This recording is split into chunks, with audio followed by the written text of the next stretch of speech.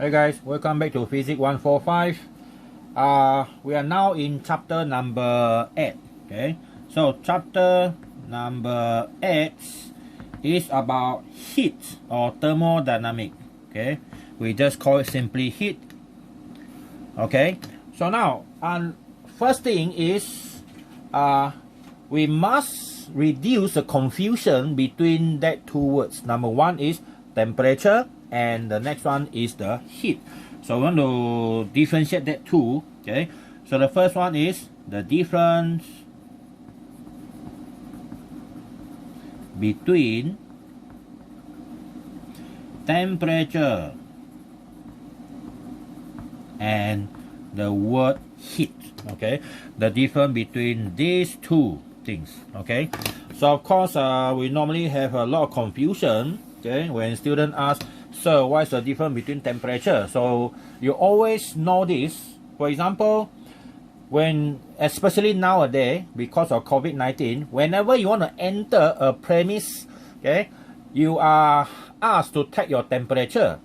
Definitely the shopkeeper will never say, okay, take your heat. What heat are you talking about? Okay, so it's not a heat. Okay, of course our body have a lot of heat, but we also have another thing called temperature. Okay, temperature is actually the measurement of hotness. Okay, the measurement of hotness. Okay, of an object. Okay, so first we look at temperature.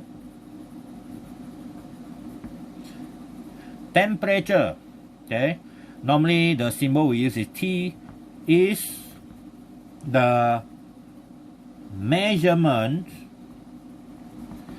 of hotness or the degree of hotness. Okay, the measurement of hotness or the degree of hotness. Okay, hotness of an object. Okay, of an object, degree of hotness. Now there might be something people will ask, is there any coldness?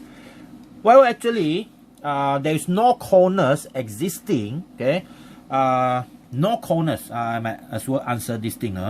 Okay, how about coldness?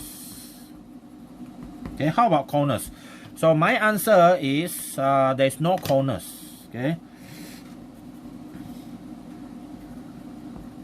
my point of view is simple. Okay, it's simple. There is no coldness. Okay, there is no coldness. It is simply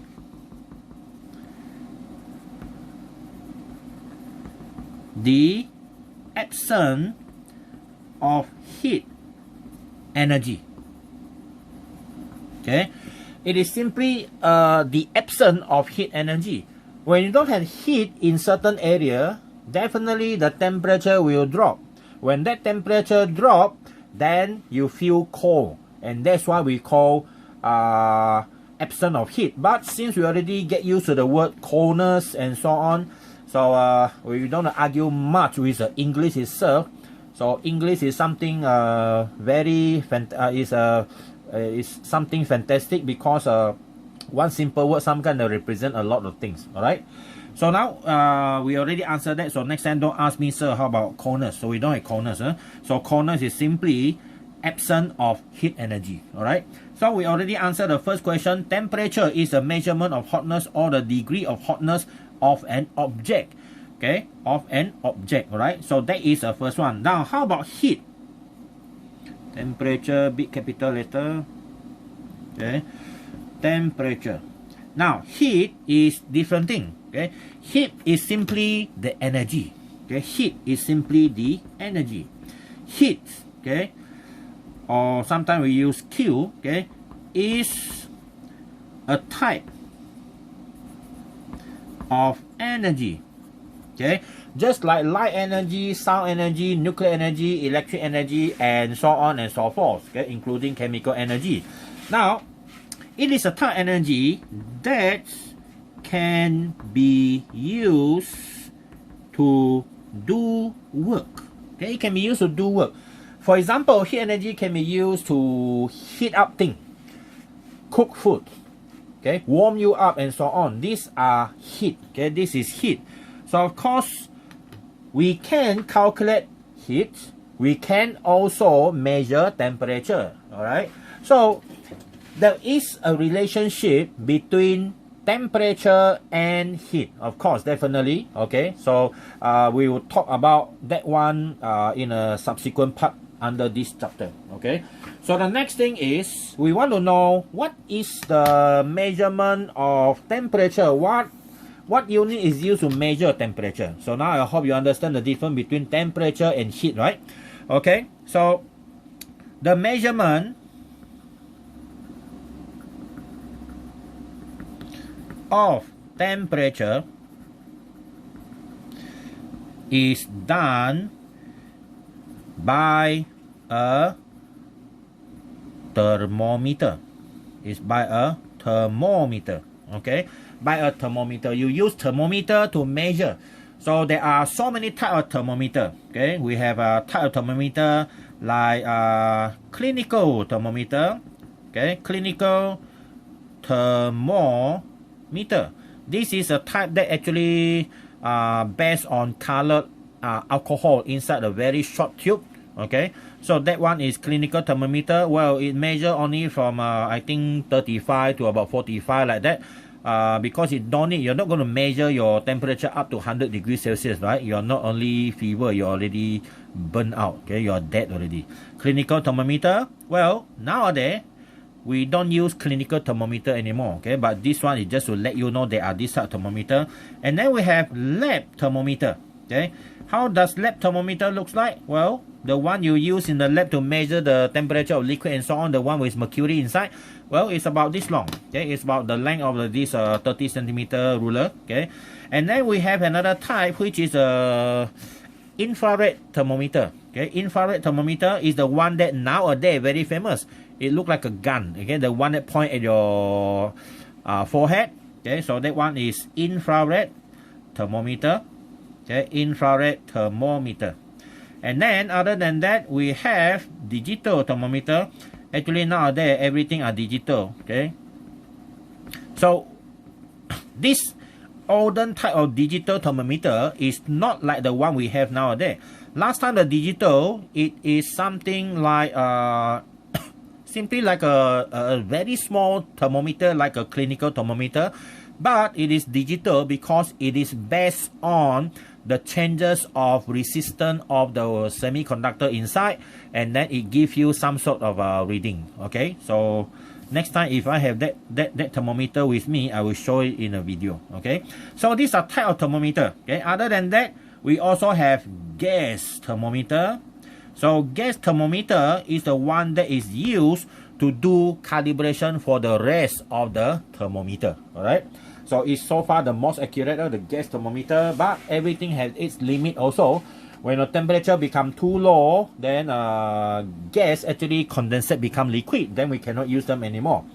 Especially when it come to very near to absolute temperature, okay? So the measurement of temperature is done by a thermometer. Then the unit of temperature, okay? Unit of temperatures. Well, the unit of temperature have a lot. We have the most famous one that we use in our country is, or SI unit is degree Celsius and Kelvin, okay? And Kelvin. So this one is called sometimes centigrade, okay? Centigrade. And then this one is in Kelvin, okay? Kelvin. Where? A lousy pencil.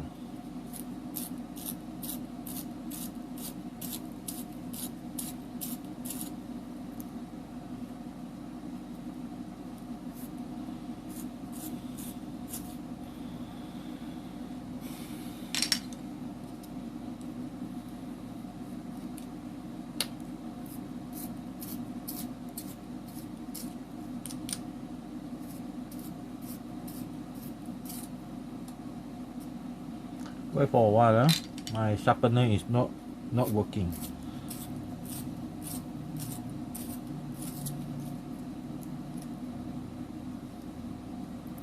Houston, we have a problem.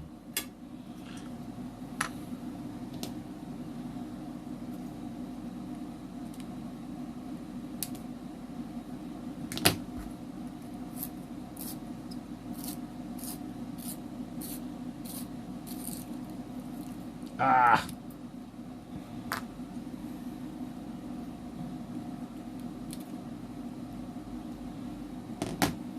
I think just stick with another color.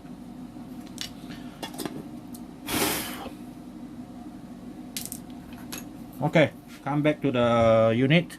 Kelvin. Okay, Kelvin. Color slightly different, right? So maybe I use a 6B and so on. Okay, this is not bad. Now, other than that, we also have a unit that is still used in United States, US. We have this degree Fahrenheit. Okay, and that one is Fahrenheit. Okay, Fahrenheit. And also the last one is Rankine. Okay, Rankine. Rankine is a unit that is quite seldom used in our physics, but it is used a lot in engineering. Okay, especially in automobile engineering, I believe. I heard from someone. Okay, so this is a unit. These are the unit used, but our units mostly we need to refer to will be the centigrade, degree Celsius, and also Kelvin. Okay, and also Kelvin. All right. So these are the unit used. Okay, these are the unit used for our temperature. All right. So you also need to know how to change the unit from one to the next. For example, degree Celsius to Kelvin. Okay. For example, if you have a temperature in degree Celsius, you want to change to Kelvin, that is very easy. You just need to use your this one. Where you change to Kelvin is you just need to use your original temperature in degree Celsius plus 273. Okay, and you get your answer in Kelvin. Okay, or in other words, your formula is T in Kelvin is equal to T in degree Celsius plus 270. That is the relationship between temperature in Kelvin and temperature in degree Celsius. Okay, the exact value is 273.15. Okay, but here is 273 is good enough. All right, so we have the unit and the conversion of unit between TK, the Kelvin, and degree Celsius. Now, if you are given in Kelvin, you want to calculate in degree Celsius, so what you need to do is just minus 273. Okay, so that is a relationship between the temperature. Next, the unit. Okay, the unit for heat, of course, is the same like any other energy. Okay, is in joule. Okay, is in joule. Okay, it is in joule, but sometimes we use kilojoule. Okay, kilojoule and so on. And when something become too big in scale, then our heat unit will be not only in joule, but it's in kilowatt hour. Okay, same like the electrical unit. Okay, so that is what we actually know about the unit of heat. Okay, now the next thing is thermal equilibrium. Okay, the next part of this chapter is thermal equilibrium. So what is thermal equilibrium? Well, thermal equilibrium is when two objects are in contact. Okay, let's say we have two objects A and B. Okay, so the meaning first. So thermal, let's say we have two objects. Okay, two objects.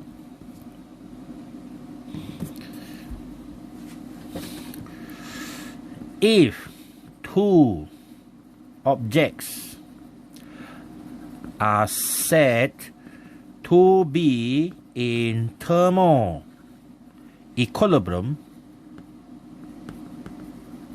okay, if two objects are said to be in thermal equilibrium, then that two objects, okay, are in thermal contact. Okay, thermal contacts and have the same temperature. Same temperature. Okay, so that's the meaning of thermal equilibrium. they are in thermal contact and in same temperature. Okay, for example, let's say you have two objects here. Okay, let's say you have two objects here. So this object are in contact, perfect contact. So I call this one object A and object B. Okay, and then we have another two objects also. Okay, let's say they are in the same size, and this object is also A, but another object C now, different object. Now, let's say if A and B are in thermal equilibrium, okay, and also A and C are in thermal equilibrium. Okay, then B and C must be in thermal equilibrium as well. Okay, this one is called, okay, this one is called the, should be the first law of, one of the law of thermodynamics. All right, so you see, if A and B in thermal equilibrium, they have the same temperature. All right, and then if A and C are in thermal equilibrium, they also have the same temperature. So if A and B same temperature, A and C same temperature, that means your B and C must be the same temperature, right? So that is the power of the words thermal equilibrium. All right, so we normally use that when we want to tell people in a very strict way they have the same temperature, then we call them thermal equilibrium. All right, well, someone might ask, is there any possibility that the thermal equilibrium happen between liquid or fluid, okay, or liquid and gas, or in fluid? That is quite complicated, but normally our thermal equilibrium or thermal contact is between at least one of them is at solid phase. But when you come to liquid phase, it's quite difficult because the molecule of the liquid can actually move around, producing convection. Okay, producing convection. Well, if the object is long enough in contact, one solid, one liquid, then maybe two objects will be in thermal equilibrium. I believe that is possible. Okay, that is possible. But of course, in liquids, well, it's quite difficult to say, and gas especially because of expansion and also compression. Okay, we give them energy, gas can expand and so on. Alright, so that is our first one. That is our page number 1 for thermal equilibrium. Alright, and of course the next one is we want to study the amount of heat energy needed to raise the temperature of some object. Okay, and liquid. Okay, gas we don't study under this chapter because gas has a very funny things here. Okay, so first we look at heat capacity. Okay, heat capacity have a big capital letter C. The symbol used is a big capital letter C. Okay, now what is heat capacity? It has a cousin called the specific heat capacity. Okay, now heat capacity is something like that. We define heat capacity first. Huh? Okay, so heat capacity, big C, is the total heat energy, okay, needed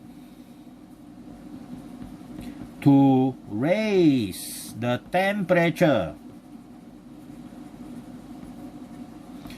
of an object. Okay, of an object. Okay, with mass m. Okay, with mass m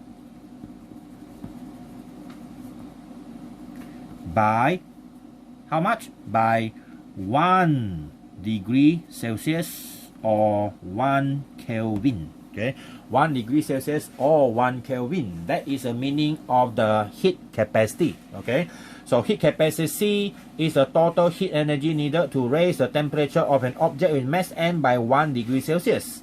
That mass can be any value. Okay, it's not specific. That's why it's not a specific heat capacity. So the formula will be this one, big C, is equal to the heat energy needed, which is the Q. Okay, Q and then should be divided by m, I believe. Should be divided by m. Okay. Oh, sorry. Q is raised by 1, the temperature C. Okay, the changes by 1 degree Celsius. So the symbol we use is normally delta T. Okay, delta T. So thus our conclusion is the unit for C, not conclusion. The unit for C is joule per degree Celsius or joule per Kelvin. Okay, joule per Kelvin. This one is a unit for heat capacity. So that means if you have an object something like this, okay, the temperature now is at room temperature, let's say 24. If you want to increase the temperature to 25, you need a certain amount of energy, and that amount of energy needed, okay, is calculated based on this formula. Okay, so our Q is equal to C multiplied by delta T. Right, delta T. So you can calculate using this one to know the amount of heat energy needed. But the problem is, I can have two different sizes of the same thing. For example, this rubber, this eraser, okay, and let's say with this one are exactly the same. Okay, they are exactly the same. Now, this one is same material. This one bigger size, smaller size. Now they're at same temperature, 24 degrees Celsius. If I want to increase to 25, definitely the bigger one need more amount of energy than the smaller one to reach the same temperature. You see, it depends on the mass. So that means different material, different size of object made of the same material will have different heat capacity. See or not? So that means that is not really a more accurate way in calculating the heat energy. That means I can give you same material but different sizes, then it's difficult for you to calculate the heat energy needed because you need to calculate the total energy needed first. Alright, so that is the problem with this heat capacity. So that's why we come with another one. Okay, we come with another one, which is the heat specific heat capacity. Okay, the specific heat capacity.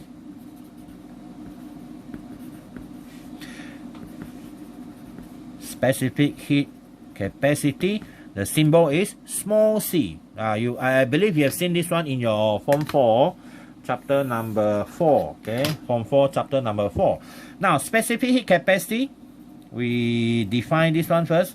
Specific heat capacity C is the heat energy needed to raise the temperature, okay, the temperature of 1 kilogram of substance by 1 degree Celsius or 1 Kelvin.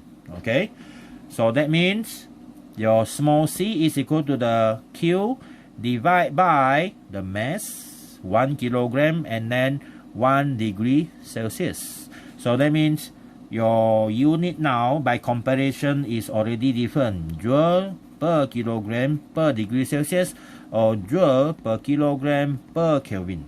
And the energy needed is equal to mc delta T. But I believe you are more familiar with this symbol used rather than delta C. We call it mc theta. Okay, mc theta.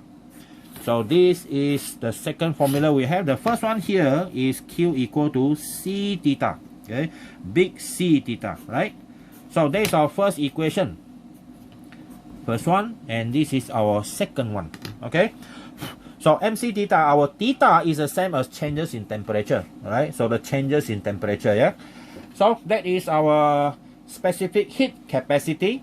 Now the next one is talking about change of phase. What is the meaning of change of phase? Okay, change of phase. Before that, I've forgotten about this value. We look at example of this one. Okay, the example of material with a different type or different value of C value. This is the material and this is the C value, of course, in joule per kilogram per Kelvin. Now let's say water is the most abundant material, liquid actually, on the surface of the earth, and this one have 4180, okay, 4180, okay, 4180 or S6, and 4186. So normally we refer to 4200 And then for alcohol, ethanol, okay, ethanol it is about 2000, I believe, okay, around 2000, again around 2000. So you see that means if you want to increase the temperature of water by 1 degree Celsius, you need this amount of energy if the water has a mass of 1 kilogram. But for alcohol, ethanol, if they have 1 kilogram of water and 1 kilogram of alcohol at the same temperature, and you want to increase the temperature by 1 degree Celsius, water need double the amount of heat energy needed by alcohol. Alcohol need 2000 joule, this one need about 4000 joule, so it's double the amount. So because of that, our Earth's surface has more water naturally, okay? Because alcohol has another problem. It evaporated much easier compared to water, alright? So because of that, I believe Earth's surface is full of water is because of the temperature is just right for ethanol to evaporate away, and then water stay on the surface because of the atmosphere, okay, producing pressure to actually keep the water in check, in balance, alright? So that is example of material we have lah.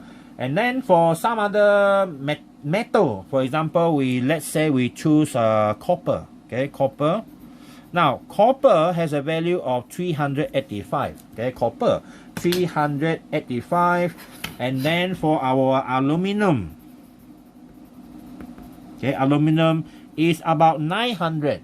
And then plumbum, I believe, is one of the lowest. Plumbum, or normally you call it lead, is about 130 only, okay, 130 only. So what does this thing mean when you have this value? What does it mean?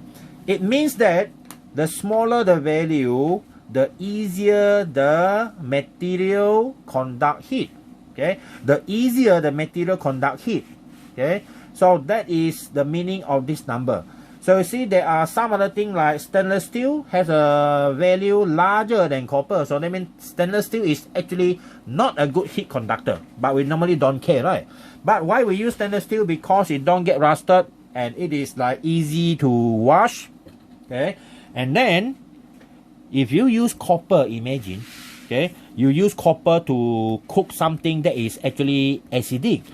What happens is the next day, if you don't wash your copper pot cleanly, what happens is you're going to have this greenish color, okay, something like this, okay. Have you seen Malaysian 1 cent coin? If the 1 cent coin is actually exposed to vinegar or something acidic, it turns into greenish in color. So that is not something that you want to eat, right?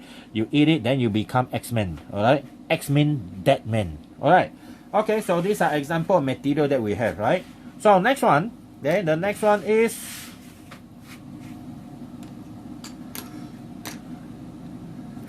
change of phase, okay, change of phase. Well, change of phase normally is a qualitative study. So for example, change of phase, we have a diagram that normally we want students to remember.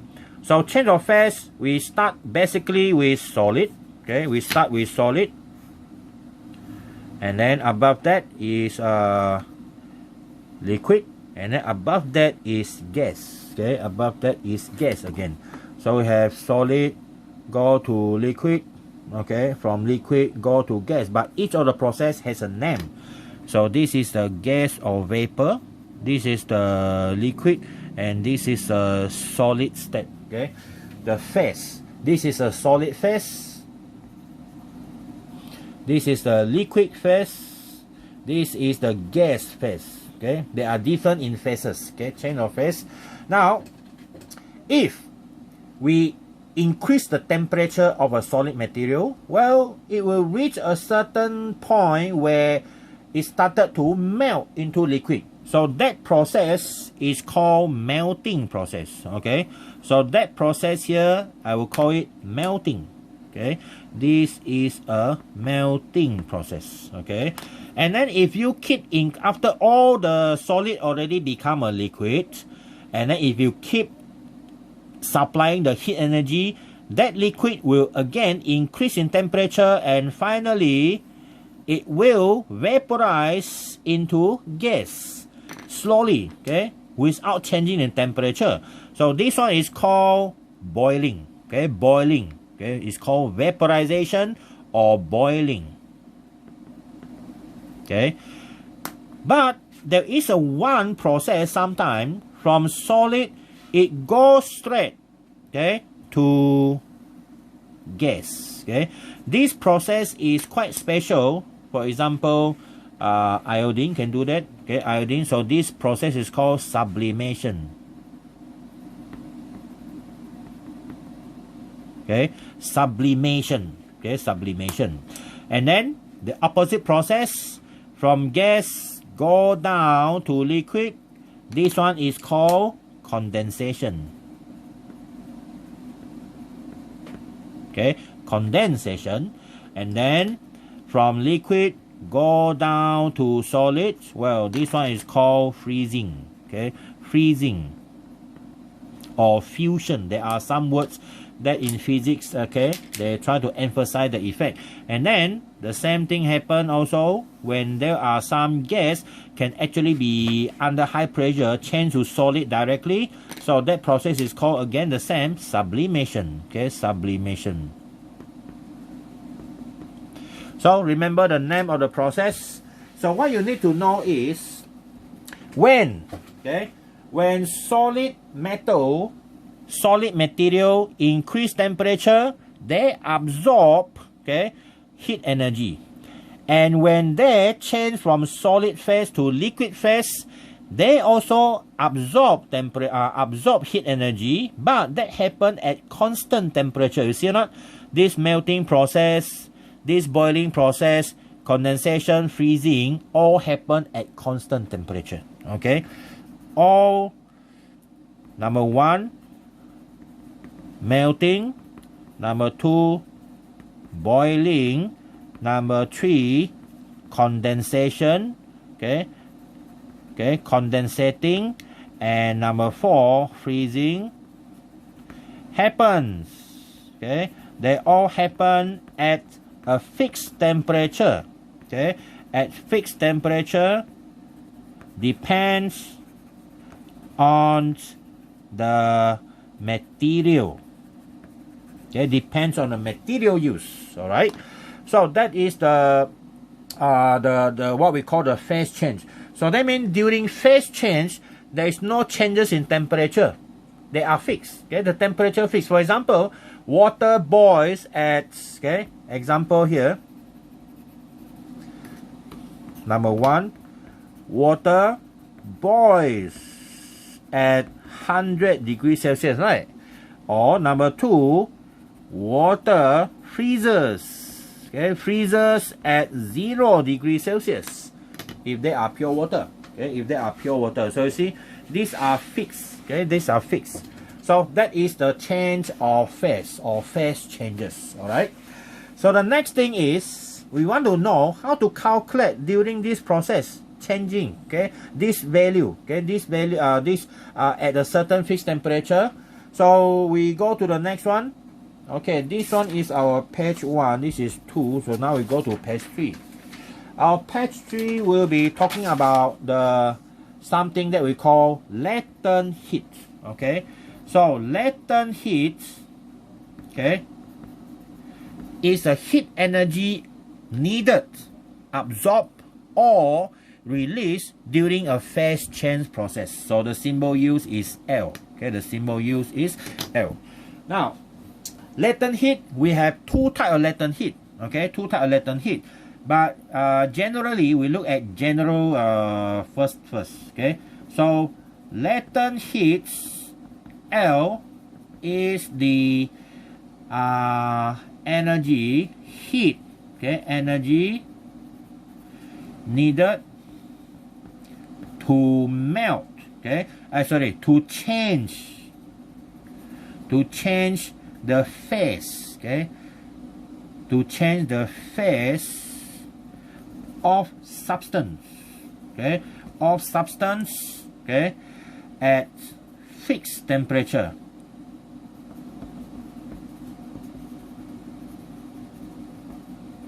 Okay, so that is what happened in latent heat. All right. So latent heat L is the heat energy needed to change the phase of substance at fixed temperature. Okay, per unit mass. Okay, per unit mass. All right. So that means L is equal to the energy needed to change phase per unit mass. So that means our Q is equal to ml. Okay, our Q become ml. So that one is equation number 3. Okay, equation number 3. All right. But when you talk about phase change, we have two types of phase change. One is from solid to liquid, another one is from liquid to gas. So that means we have two L value. Okay, two L value. Yeah. So L can be splitted into two. Okay, L can have two types of L. L can be LV. L can also be LF. Okay, LF. So this one is, okay, this L here is this latent heat of vaporization. This L is called the latent heat of fusion. Okay, latent heat of fusion, the word fusion is actually the same as freezing. Okay, freezing. Vaporization is the same as boiling. Sometimes the words are more powerful. When you heard of latent heat of fusion, is it fusion energy? No. This one is means freezing. Okay, freezing. Okay, so it depends on what L you use. So that means conclusion is our Q can be MLV or it can be NLF. Okay, MLF. So lastly, the unit for L will be in joule per kilogram only. Okay, joule per kilogram. Okay, so that is our latent heat. In a subsequent video, I'm going to show you the question involve the example of chapter number 7 and also chapter number 8. Okay, so wait for the next video for chapter number 9. All right, so